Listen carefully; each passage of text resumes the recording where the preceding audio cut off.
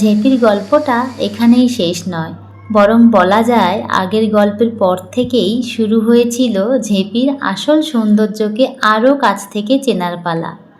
গত মাসে আমরা গিয়েছিলাম দার্জিলিংয়ের বিজনবাড়ি এলাকার অন্তর্গত এক ছোট্ট শান্ত সবুজে ঘেরা জায়গা ঝেঁপি।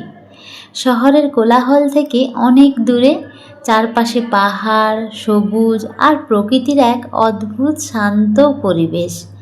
আর সেই ঝেঁপিতেই আমাদের থাকার জায়গা ছিল একটা সুন্দর ফার্মস্টে।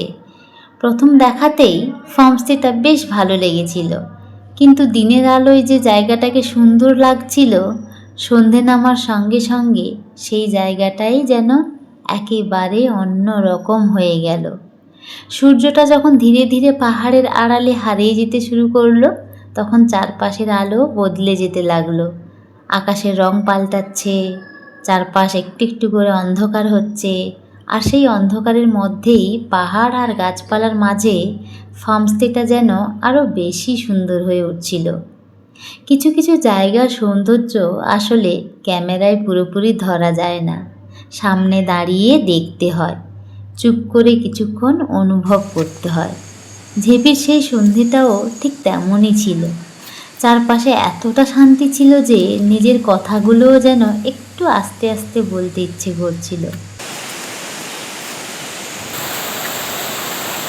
কিন্তু এই শান্তির মধ্যেও একটা শব্দ সবসময় আমাদের সঙ্গেই ছিল, সেটা হলো নদীর শব্দ। ফার্মসের পাশ দিয়েই বয়ে চলেছে ঝেঁপি খোল। দারুণ লাগছে, দারুণ, জাস্ট ফাটাফাটি।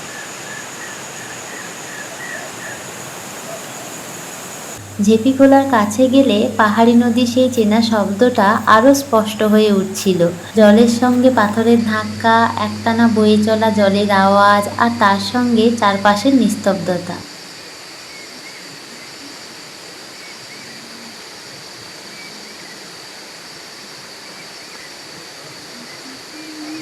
শহরে আমরা কত রকম শব্দের মধ্যে থাকি, গাড়ির হর্ন, মানুষের কথা, ফোনের রিং, চারপাশের ব্যস্ততা। আর এখানে শব্দ বলতে সর্বক্ষণ বয়ে চলা স্রোতের আওয়াজ, হাওয়া, পাহাড়, পাখির ডাক আর নিজেদের গল্প।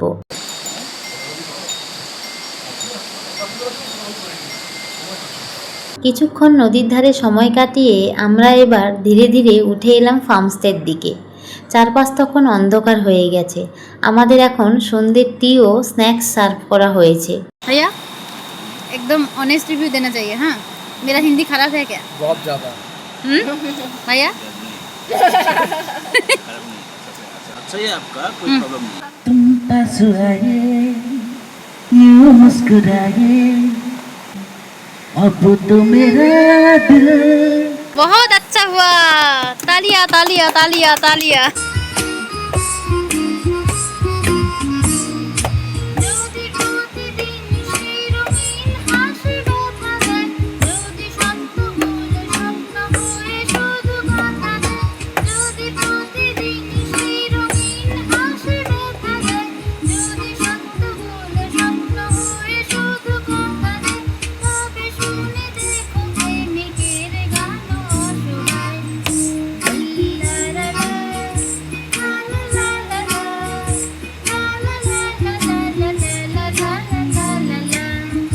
আবৃত্তি করো।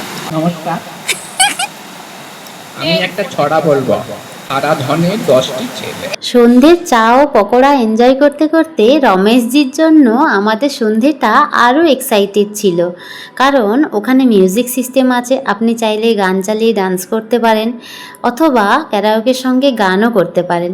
রমেশজি রীতিমতো আমাদেরকে পাকড়াও করেছিল যে গান করতেই হবে। সঙ্গে উনি নিজে এবং ওনার পার্টনারটিকে নিয়েও গান গেয়েছিলেন। পাহাড় চূড়ায় সুনীল গঙ্গোপাধ্যায়। অনেকদিন থেকেই আমার একটা পাহাড় কেনার শখ, কিন্তু পাহাড় কে বিক্রি করে তা জানি না। আজ এখানে দক্ষিণে গরম হাওয়া, শুধু একটি ছোট্ট দ্বীপে বৃষ্টি। সে কি প্রবল বৃষ্টি, যেন একটা উৎসব। আমি সেই দ্বীপে আর যেতে পারি না। সে জানত, সবাই জানে, শৈশবে আর ফেরা যায় না। এখন আমি একটা পাহাড় কিনতে চাই। সেই পাহাড়ের পায়ের কাছে থাকবে গহন অরণ্য, আমি সেই অরণ্য পার হয়ে যাব। আমার মনের দোকানের মুড়ি তোমার জন্য সবই ফ্রি।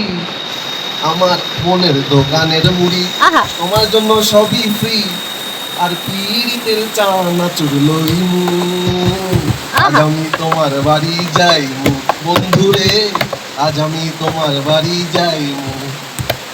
আহা আহা তবা তবা তবা তবা তোর ব্যবহারটা আজও ভুলিনি। বান্ধবী তুই এরকম এরকম হ্যাঁ বান্ধবী তোর ব্যবহারটা আজও ভুলিনি। কি গান হচ্ছে এত জানতাম না তোর মনের মাঝে এত শয়তানি।